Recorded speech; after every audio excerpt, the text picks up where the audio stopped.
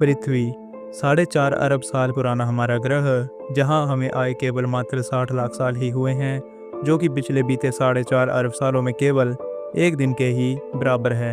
इतने कम समय में ही हमने अपने इस ग्रह को वश में करने की इतनी कोशिश की कि अब आने वाले कुछ सैकड़ों सालों में हमें एक नए घर की तलाश शुरू करनी पड़ सकती है। हर दिन होने वाले पोल्यूशन और बढ़ती जनसंख्या, लगातार फैलती महामारियां और ऐसे ही समस्याएं इस ग्रह को एक दिन ज़रूर जहरीला बना ही देंगी। तब हमें ज़रूरत होगी इस ग्रह से बाहर मानव सभ्यता को लेके जाने की, जिससे मानव सभ्यता बची रह सके। लेकिन ब्रह्मांड में यह ग्रह वहीं मिल सकता है जहां पृथ्वी के ही जैसा एक और ग्रह हो और जहां का वातावरण इंसानों के रहने के लायक हो। ऐसे में ही हम अपनी मानव सभ्यता को संभाल सकते हैं। पर ऐसा ग्रह खोजना और वहां तक पहुंचना वैज्ञानिकों की सबसे बड़ी चुनौती मानी जाती है।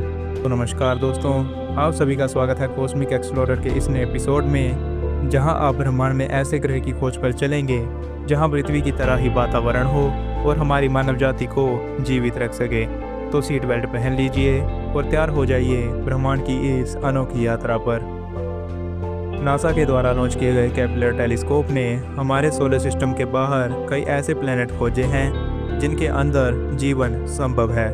यह सभी ग्रह अपने तारे के हैबिटेबल जोन में आते हैं, पर यह हमारी सोच से कोसों या कहें 100 से भी परे हैं। इन्हीं में से एक ग्रह है केपलर 452b, जिसने वैज्ञानिकों को हैरानी में डाल दिया है।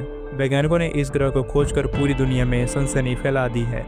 वैज्ञानिकों ने दावा किया कि यह ग्रह पृथ्वी की तरह ही रॉकी प्लैनेट है और अपने तारे के हैबिटेबल जोन में ही परिक्रमा करता है।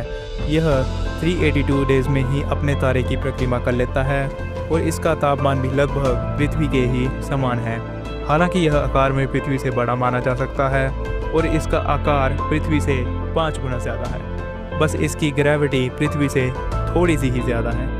इसलिए अगर हम कभी इस ग्रह पर पहुंचते हैं तो शायद हम इस ग्रह पर नए जीवन की शुरुआत कर सकते हैं। और इसकी सबसे अच्छी बात यह भी है कि यह जिस तारे की परिक्रमा करता है वह लगभग हमारे सूर्य की तरह ही समान है और इसका टेम्परेचर भी सूर्य के ही बराबर है। इसलिए आप केपलर पर खड़े होकर इसके स्टार को देखेंगे तो आपको यह हूबहू सूर्य के जैसा ही दिखाई देगा। इसलिए यह ग्रह हमारे लिए सबसे अच्छा माना जा रहा है। हमारे लिए इसकी सबसे भयानक चीज़ है इसकी दूरी। यह पृथ्वी से लगभग 1400 लाइट ईयर्स की दूरी पर है। इसलिए अगर हम लाइट की स्पीड से भी जाएं तो यहाँ पहुँचने में ही हमें लगभग 1400 करोड़ साल बीत जाएंगे। पर फिलहाल हमारे लिए लाइट की स्पीड पर चलाने के लिए कोई यान मौजूद नहीं है। अगर हम पृथ्वी के सबसे तेज़ सोलर क्राफ्ट, जिसकी स्पीड 200 किलोमीटर प्रति सेकंड है, उससे जाने की कोशिश भी करें तो हमें वहाँ तक पहुँचने में कम से कम 22 लाख साल का समय लग जाएगा, जो कि किसी भी तरह हमारे लिए पॉसिबल नहीं है। इसलिए पृथ्वी के जैसा ग्रह होकर भी हमारी पहुँच से बहुत ही ज़्यादा दूर है। भले ही केपलर ग्रह हमारे लिए नहीं बना है, लेकिन हाल ही में वैज्ञानिकों ने इसके जैसा ही एक और ग्रह खोज निकाला है, जो कि हमसे ज़्यादा दूर भी नहीं है। केपलर टेलीस्कोप के अक्टूबर 2018 में रिटायर होने के बाद इन ग्रह को खोजने की जिम्मेदारी कई अलग अलग टेलीस्कोपों को दे दी गई है। इन्हीं में से TESS यानी ट्रांजिटिंग एक्सोप्लैनेट सर्वे सैटेलाइट ने केपलर की जगह ले ली है। यह टेलीस्कोप केपलर से भी 400 गुना ज़्यादा एरिया में प्लैनेट्स को खोज सकता है और इसी टेलीस्कोप की मदद से नासा ने हाल ही में एक नया ग्रह भी खोज निकाला है, जो कि पूरी तरह पृथ्वी के ही समान दिखाई देता है। TOI 700D नाम का यह ग्रह अपने स्टार की हैबिटेबल जोन में ही परिक्रमा करता है और केवल 37 डेज में ही यह अपने स्टार की ऑर्बिट को पूरा कर लेता है। इस प्लैनेट का यह अनोखा स्टार हमारे सूर्य से काफ़ी छोटा माना जाता है और इसका मास और रेडियस सूर्य से 40 गुना कम है। रेड डॉर्फ स्टार होने के कारण यह काफ़ी ठंडा माना जाता है, जिसके कारण इसका टेम्परेचर हमारे सूर्य से आधा ही है। जब वैज्ञानिकों ने इस स्टार पर नज़र डाली तो उन्होंने इसके साथ 3 और ग्रह भी खोजे जो कि इसी की परिक्रमा कर रहे हैं, जिसके कारण यह पूरा सोलर सिस्टम बना रहे हैं। वैज्ञानिकों ने इन ग्रहों को नाम दिया TOI 700b, TOI 700c और TOI 700d। इनमें से TOI 700b अपने स्टार के सबसे नज़दीक है, जिससे इस सोलर सिस्टम का सबसे गर्म ग्रह माना जाता है और यह प्लैनेट टाइडली लॉक्ड भी है, जिसके कारण इसकी एक साइड हमेशा सूर्य की तरफ रहेगी और दूसरी साइड हमेशा सूर्य के विपरीत रहेगी। फिर आता है TOI 700c, जो कि नेपच्यून ग्रह के जितना ही बड़ा है और यह पूरी तरह गैसीय प्लैनेट है। लेकिन जो सबसे चर्चा में आने वाला ग्रह है वो है TOI 700d, जो कि अपने स्टार से दूर होने के बाद भी उसके हैबिटेबल जोन में आता है, जिसके कारण इसमें जीवन की संभावनाएं हो सकती हैं। फिलहाल इस ग्रह को अभी थोड़े समय पहले ही खोजा गया है, तो इसके कारण हमारे पास इसका कुछ ज़्यादा डेटा मौजूद नहीं है।